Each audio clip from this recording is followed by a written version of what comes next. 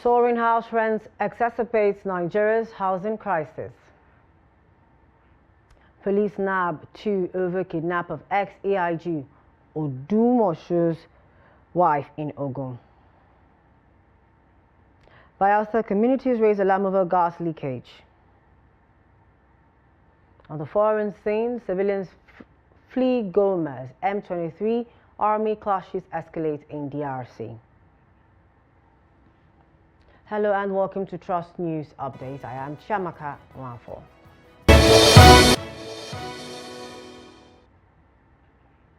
Good evening, thank you for joining us. With inflation soaring construction costs and rising fuel prices, the cost of rent in Nigeria has skyrocketed, placing immense pressure on both landlords and tenants in Abuja and other urban centers. House rents have become unaffordable, eating up a large portion of household incomes.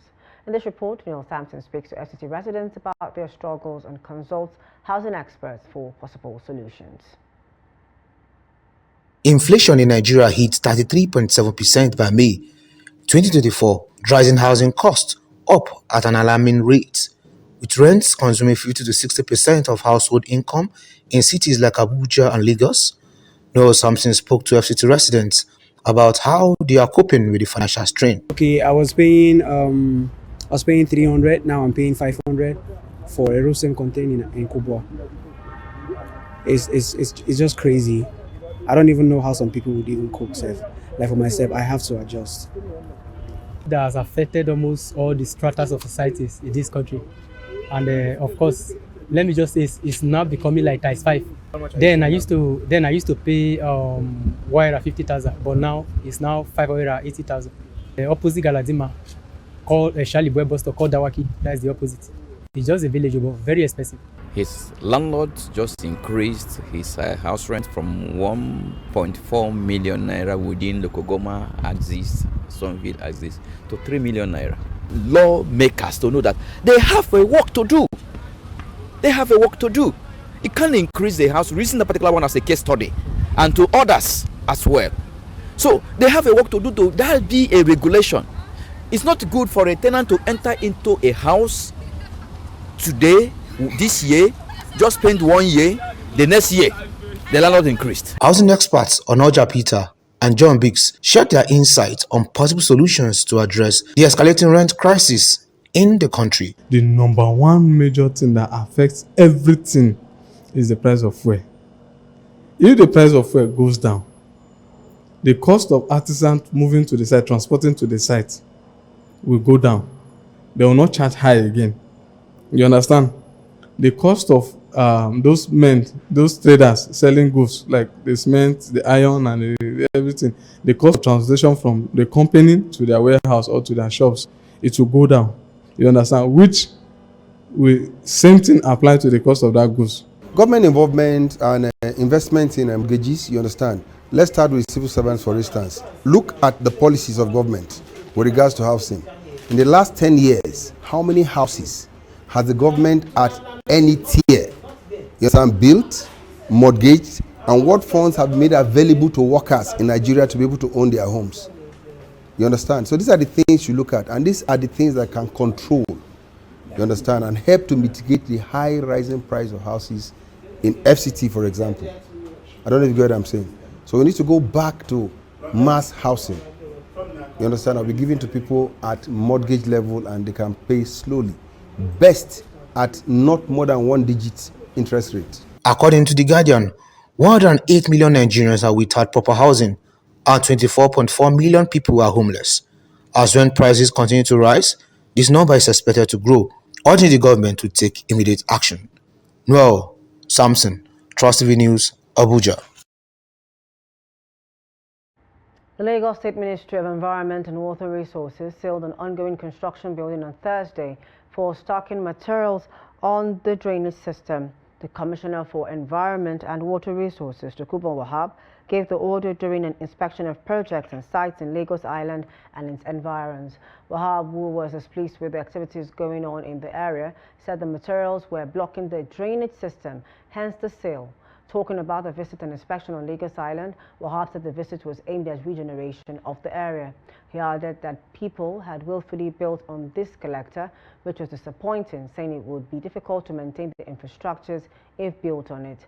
He added that these were public infrastructure built for public use, assuring everyone it would be stopped. When asked if the local governments were in sync with the ministry over the cleanup of the environment, Wahab said they had been cooperating fully well with the ministry. Wahab added that the state would continue to advocate and enforce the law to ensure a clean environment.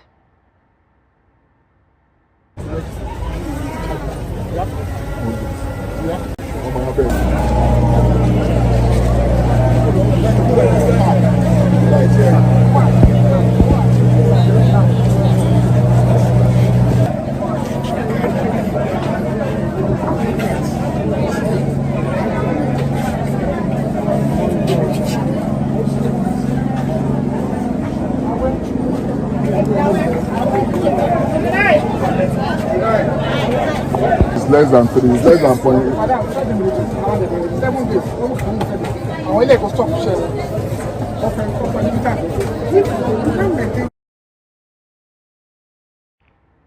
Operatives of the Lagos State Police Command on Friday arrested 2 more suspects allegedly involved in the abduction of Folashade Odumoshu, the wife of a former Assistant Inspector General of Police Hakeem Odumoshu.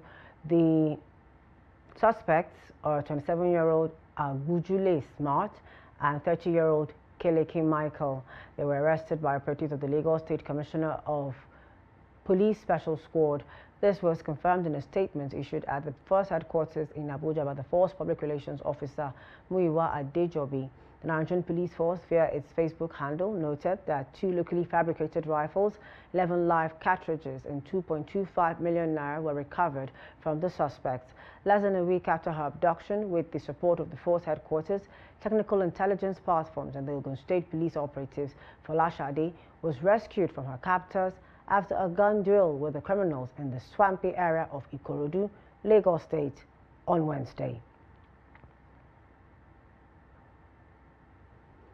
Over in Kano State, the police command has alerted members of the public on suspected terrorists planning to launch attacks on public gatherings and strategic locations within the state.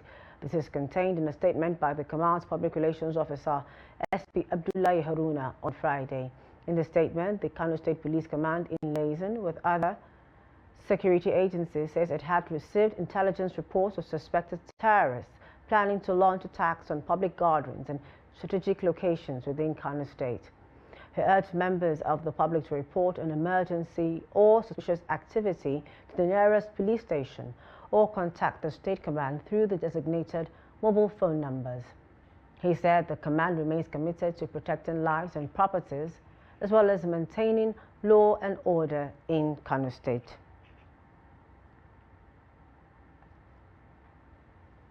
A major gas leak has been reported at the Shell Petroleum Development Company pipeline in the Agudama APA Community Bush, Yenagoa local government area of Bayelsa State.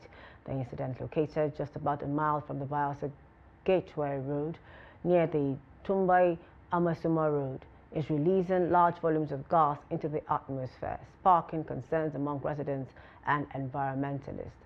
Trust TV's Friday, Ebumaboy Peter reports. A warning sign looms in the Agudama bush, cautioning passerby to stay away from the area. Just over a mile from the Gateway Road, a pipeline operated by Shell is emitting significant quantities of gas into the air, filling the Agudama APA community bush with a dangerous cloud of methane. The ongoing gas leak has raised environmental and safety concerns. Environmentalist Maurice Alagua described the situation as highly alarming, calling for immediate intervention to prevent further harm. Yeah, and as we are here now, maybe others are happening all over the state.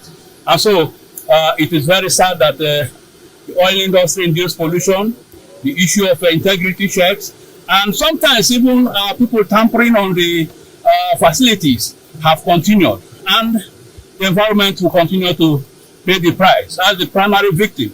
And then in terms of revenue loss and all of that, is the state, and it affects all of us. So environmental degradation continues. Residents of the area, including Timothy Dekivie, are urging SPDC to act swiftly to address the leakage and avert a potential disaster. Their concerns were echoed by the Bayelsa State Commissioner for Environment, A.B. Ben Ololu, who also called for urgent measures to resolve the issue. See, the environment is suffering serious damage. So I want to join voice with the Commissioner to ensure that they quickly do something to contain this effect and also the danger that it poses to the community, the local community. You see, most of the people are farmers, they go to about their daily bread, going to make living in the farms. And this area for now, they cannot access here. So we want to call on the authority to quickly take action and contain this leakage that is posing threat to the entire community of the PA. We're here to have an on-the-spot assessment of what is happening here. And we have seen, we cannot ascertain if it was due to sabotage or equipment failure, but we have to go back and report what we have seen here to His Excellency, the Governor of Bayelsa State, and also reach out to the operators of this pipeline so that they can swiftly swing into action by coming down here to at least do something about this leakage, to put it to a stop, so that it doesn't go beyond this level of devastation it has given to the environment and our people. For now, the Agudamaipi community remains under a cloud of danger, waiting for SPDC to act decisively to contain the leak and restore safety. From Yenagoa, Friday, Ebimobowe Peter, reporting for Trust TV News. From the south we go to the northeast, where in Adamawa State Governor Umaru Fintiri has announced an ambitious initiative to upgrade facilities at the National Youth Service Corps Orientation Camp in Damari, Girie local government area. The renovation aims to create an enhanced environment conducive to learning and development for Corps members. Gibson Swadigo reports. This is the 2024 orientation course for 1,700 batch C Stream 2 Corps members deployed to Adamawa State. During the event, the State Chief Judge, Justice Afsat Abraman, represented by Justice Helen Amanjoda, administered the oath of allegiance, symbolizing the Corps members' commitment to service and community engagement. The NYC State Coordinator, Ateli Sampson, applauded Governor Fintiri for his unwavering support. This included a generous donation of 50 bags of rice, 10 cows, and 10 jerrycans of oil to ensure the welfare of the Corps members. He also highlighted the governor's recent policy to increase Corps members' monthly allowance to 20,000, along with improved feeding arrangements at the camp.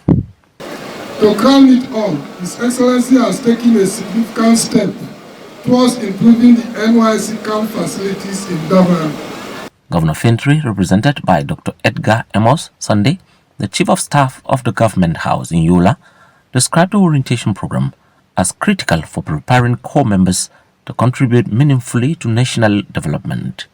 He also noted Adamawa's favorable climate as a key factor attracting investment and entrepreneurship to the state. As I welcome you to the land of beauty, I regard you as our strategic partners in the execution of our people-oriented policies and programs, particularly as regards to education, healthcare, agriculture, and rural development. I therefore enjoin you to put in your best in helping us to achieve the objectives of these programs. My dear compatriots, your security is dear to us.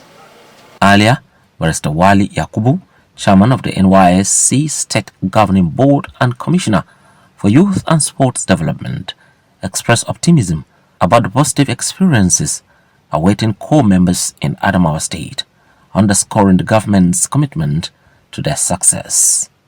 Gibson Soadigo, Trust TV News, Yola. Now to more stories. The Katsina State Executive Council has approved over 500 million naira for the construction of a perimeter fence to secure the College of Medical Sciences of Umaru Musa Yar'Adua University, sited at the Federal Teaching Hospital, Katsina. The Permanent Secretary, Ministry of Health, Ahmed Tijani Hamza, disclosed this at the press briefing shortly after the council meeting. Here's the report. The briefing was coordinated by the Katsina State Information Commissioner Bala Salisu Zango, who said the Executive Council meeting received reports on the performance of each of the ministries and agencies in 2024.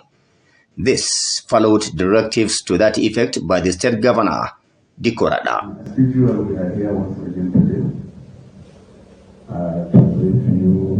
on the outcome of today's Executive Council meeting, which is the second regular meeting of the State Executive Council held today. The establishment of the college was among other measures adopted by Governor Dikorada to produce indigenous doctors that will cater for the healthcare needs of patients in the state.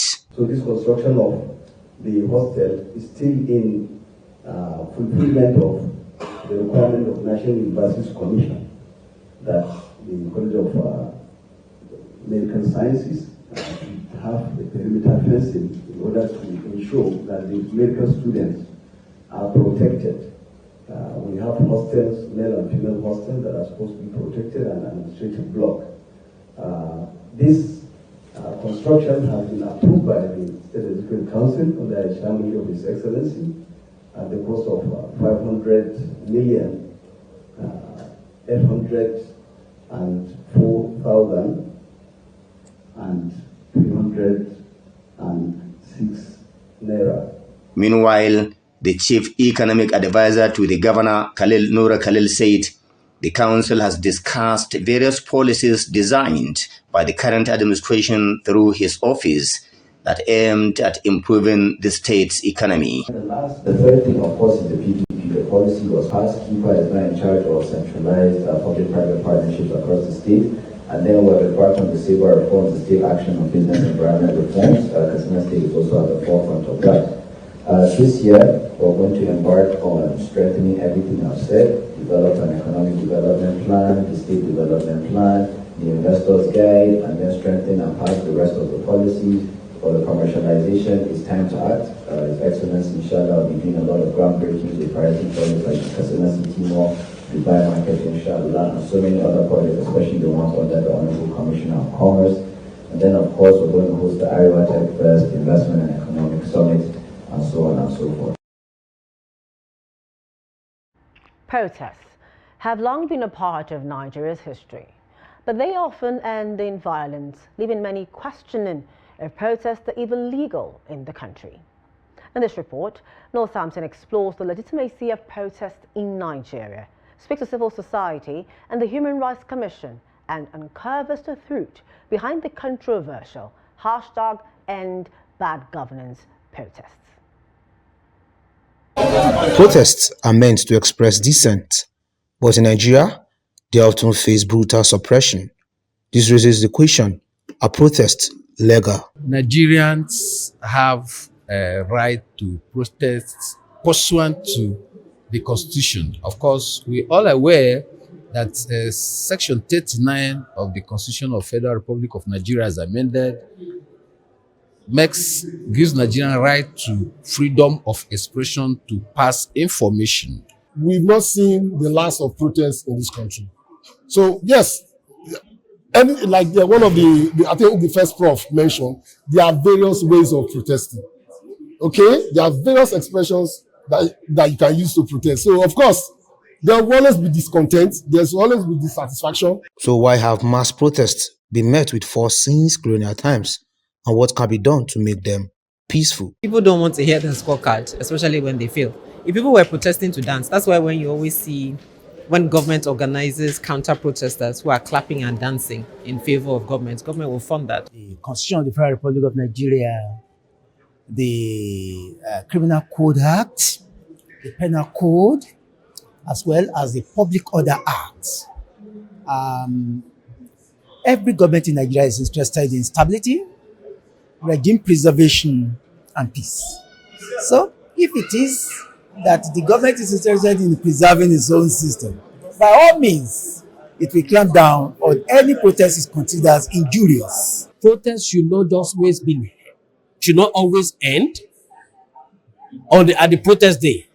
End bad governance protest stipulates that they are going to do it for 10 days.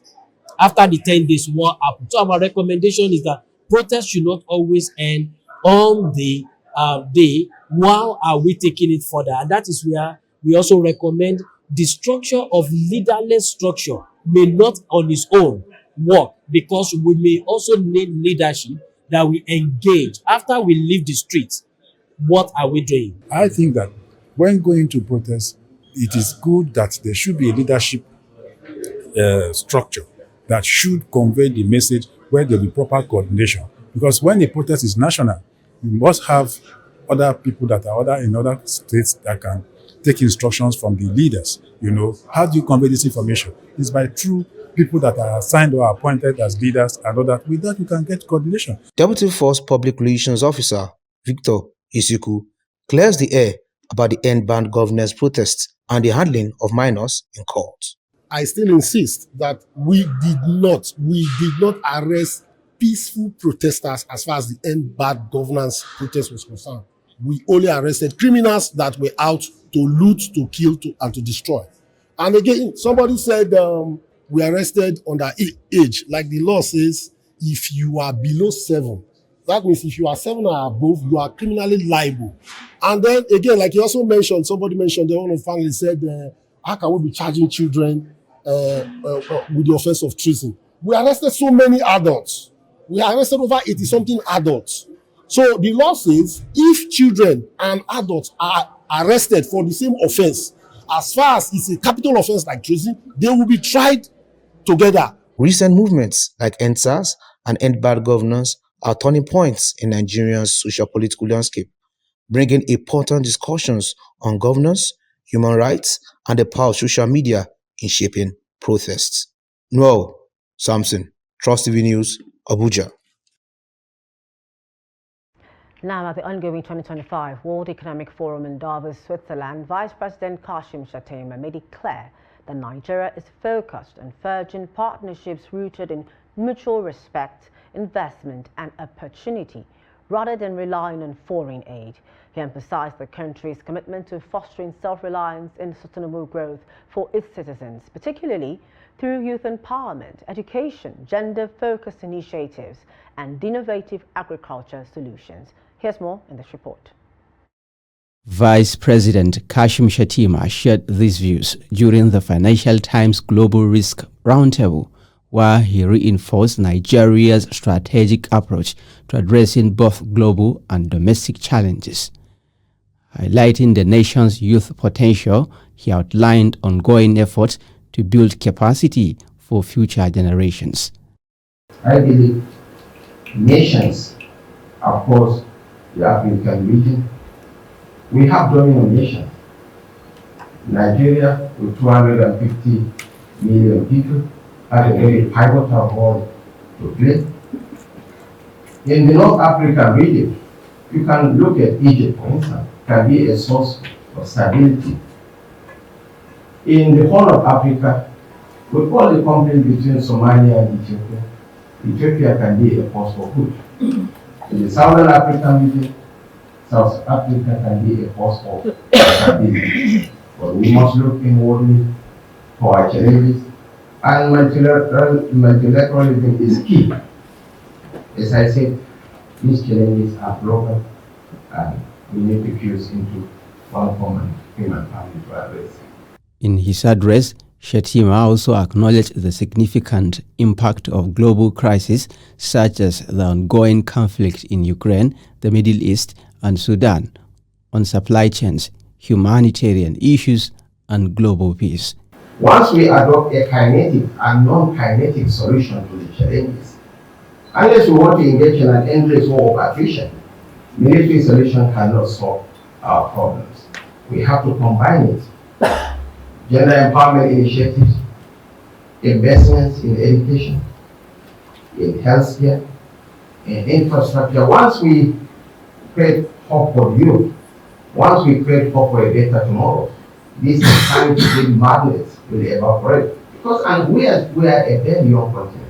The Nigerian vice president called for multilateral cooperation, stressing that The interconnected nature of these global challenges requires collective, collaborative solutions for lasting peace and prosperity.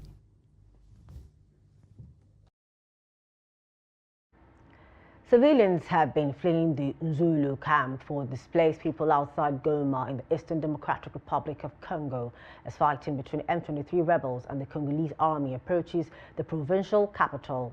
The camp is filled with internally displaced people who have already fled at least once in the decades-long conflict that has created one of the world's largest humanitarian crises.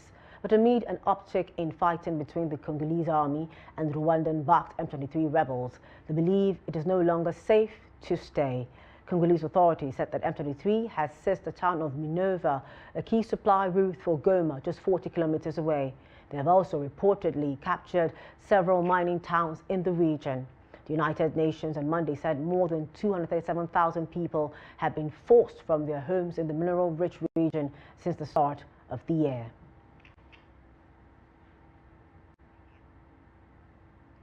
That concludes news updates at this time. For more of our news programs and documentaries, to follow us on our social media platforms and on our YouTube live stream. I am Shamaka Rafo. Thank you for joining us at this time. Good evening.